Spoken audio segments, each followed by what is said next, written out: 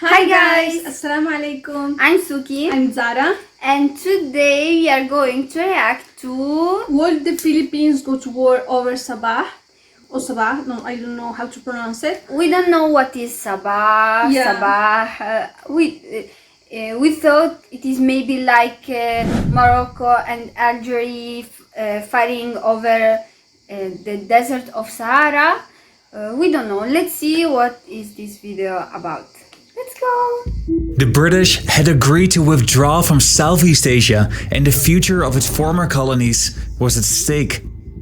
Northern Borneo was one of them. They had been administered by the British for decades, but for centuries Wait a minute. So we are talking about the Philippines and Malaysia. I don't know.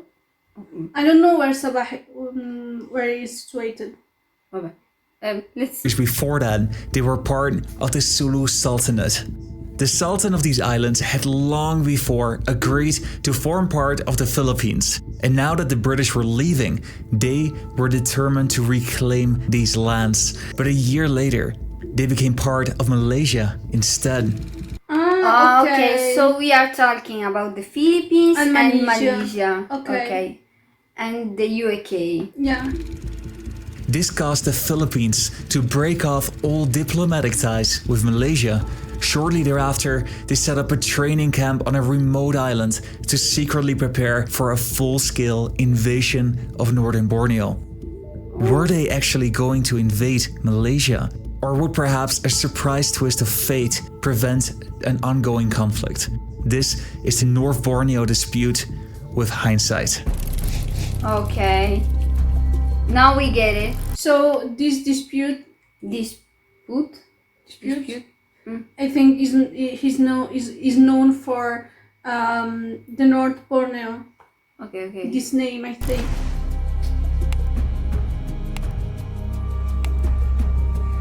Basically, the Philippines, once the UK left the island, the Philippines and Malaysia are fighting over These lands, These or lands. this place. I don't know if Yes. there is more land or islands. called I don't Sabah, know. maybe. Yeah. Sabah. Beautiful places. Yeah. This story starts with the Sultanate of Brunei. The Bruneian Sultanate used to administer the entire coast of Borneo, but due to piracy, colonialism, and internal strife in the early 17th century, much of their territory was already lost. Brunei was now embattled in a civil war, while its neighbor was thriving.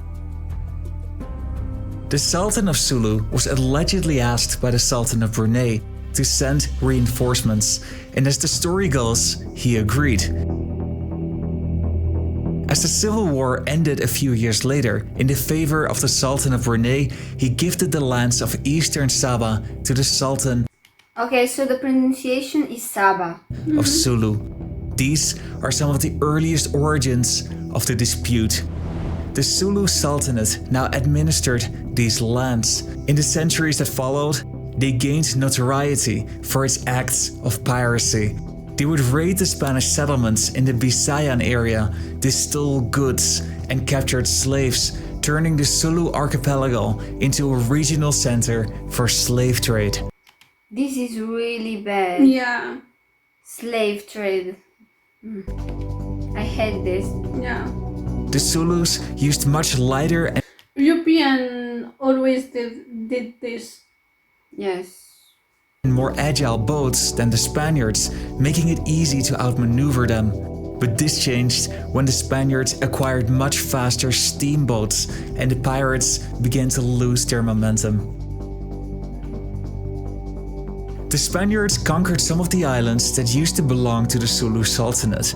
They still administered much of northern Borneo, but their actual influence was limited. The people here had very little loyalty for the Sultan, and other lands were effectively led by another Sultan. The Spaniards, in the meantime, tried to do something about these pirates, and they attacked the settlements that they frequently used. They eventually broke through to their capital city, and after years of war, they signed a peace treaty in which the Sulu Sultanate was formally included into the Philippines and displaced the lands of Northern Borneo by extent within Philippine borders. But this moment is subject to debate. Okay, now I get it. The peace treaty that they signed can be interpreted differently in its Spanish and in its Sulu version, and an argument can be made that the peoples of Northern Borneo never had much loyalty for the Sulu Sultan.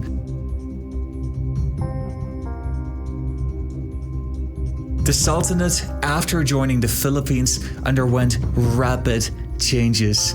The Spanish abandoned the region after the Spanish-American War. The Sultan then signed a document which either leased or ceded some of the islands to the British. For this, the Sultan received a payment of 5,000 Malayan dollars per year. He later settled this ambiguity by signing another agreement confirming that he indeed ceded the lands. For this, he was paid another hefty yearly stipend.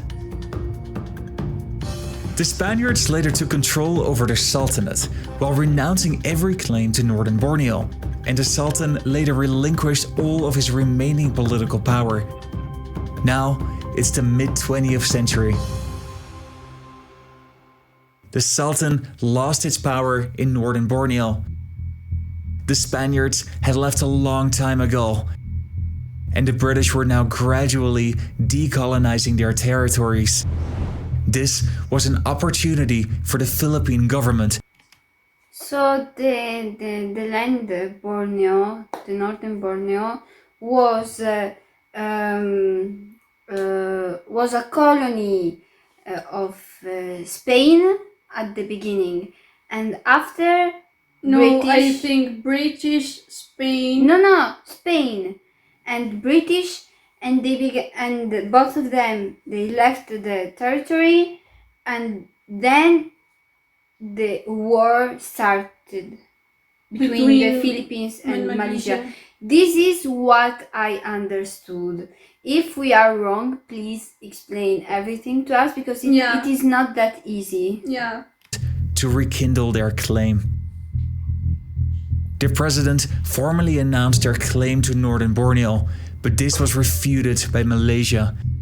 He based himself primarily on a study from the UN, which found that a majority of the people of Sabah expressed a wish to join Malaysia. The federation was formed shortly thereafter. But when President Marcos came into office, the conflict really we remember the President Ferdinand Marcos. heated up. Under the codename Project Merdeka, he collected his military dream team. The first phase of the mission started in the early months of 1967. Marcos sent 17 men to secretly infiltrate the Filipino communities in Sabah. They posed as forest rangers, mailmen, and police officers, and their goal was to convince the Filipinos living there to want to break ties with Malaysia. It was a form of psychological warfare and reconnaissance, and after a couple of infiltrations, they felt ready to prepare the invasion. It always works. They scouted like this. several hundred young men from the south of the Philippines, almost exclusively Muslim minorities, to train at the island of Corregidor in the Bay of Manila. They received training in guerrilla operations and in jungle warfare, not knowing what they were training for. But when they learned that the objective was to invade and to reclaim Sabah, a large number of army recruits deserted. The Philippine army executed many of them. Maybe because Malaysian people are Muslims, so No. because